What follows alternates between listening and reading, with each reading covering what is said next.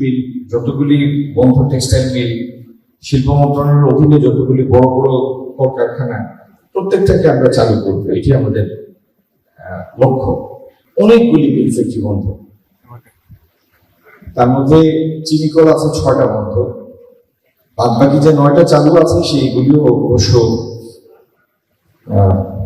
খুব ভালোভাবে চালু এটা বলা যাবে না, কারণ প্রত্যেকটার মধ্যে বড় বড় লোকসান আছে এবং মিলগুলি হয়েছে অনেক আগে। একটু উপরের দিকে তাকান সবাই,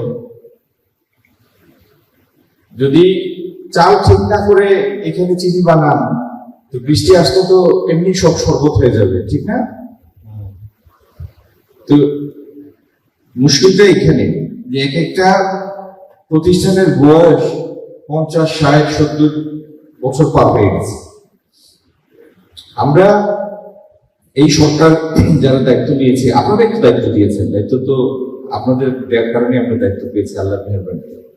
আমাদের লক্ষ্য হচ্ছে জুট মিল, যতগুলি বন্ধ জুট মিল, যতগুলি বন্ধ টেক্সটাইল মিল, শিল্প মন্ত্রণালয়ের অধীনে যতগুলি বড় বড় কলকারখানা, প্রত্যেকটাকে আমরা চালু করবো, এটি আমাদের লক্ষ্য। সেই চালু করতে গিয়ে বিভিন্ন কলা কৌশল নিতে হবে, কোনোটা হয়তো নতুন করে মেশিন সংযোজন করতে হবে, কোনোটার সংস্কার করতে হবে, কোনোটার এই যে আপনাদের মাথার উপরে যে চালের অবস্থা, এগুলির অনেকটার ক্ষেত্রে সে সমস্ত সংস্কার করতে হবে। যেখানে যেটা লাগে সেটা করেই এটাকে চালু করতে যেতে হবে। আবার অনেকগুলি মিল আছে যেগুলি এই অবস্থায় চালানো সম্ভব না, এটার জন্য বিকল্পগুলো চিন্তা করতে হবে। এরকম বিভিন্ন ধরনের মিল আছে।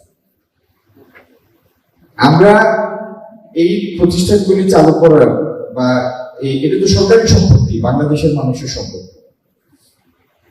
এই সম্পত্তিটার সদ্ব্যবহারের জন্য 3টা প্রাথমিক শর্ত আমরা স্থির করেছি, যে এই শর্তগুলি প্রথমে পূরণ করতে হবে। এর প্রথম শর্তটা হলো, যেমন আপনার এটা হলো আখ কল, চিনি কল।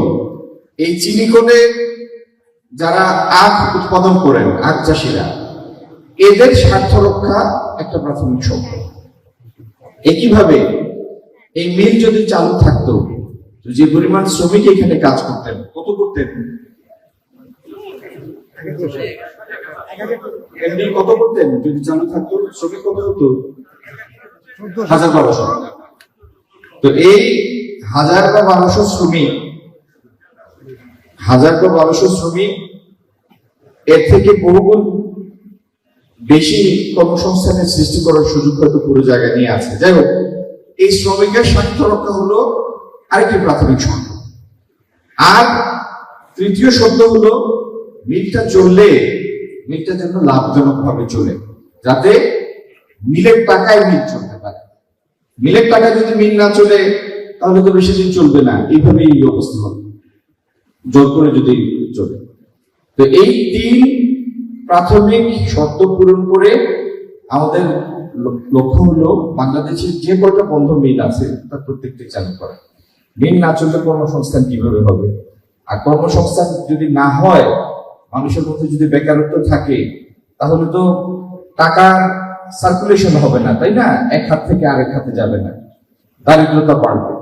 তো আমাদের লক্ষ্যই হচ্ছে দারিদ্রতা কমানো, কর্মসংস্থান বৃদ্ধি, নতুন কর্মসংস্থান সৃষ্টি। তো আজকে মিলটা আমরা দেখে গেলাম। আমাদের এই অভিজ্ঞতা নিয়ে আমরা আরো বিশেষজ্ঞ পর্যায়ে আলাপ আলোচনা করে কিভাবে আগানো যায়, যে 3 শর্তের কথা বললাম, সেই স্বার্থ রক্ষা করে কিভাবে দ্রুত আগানো যায় সেই বিষয়ে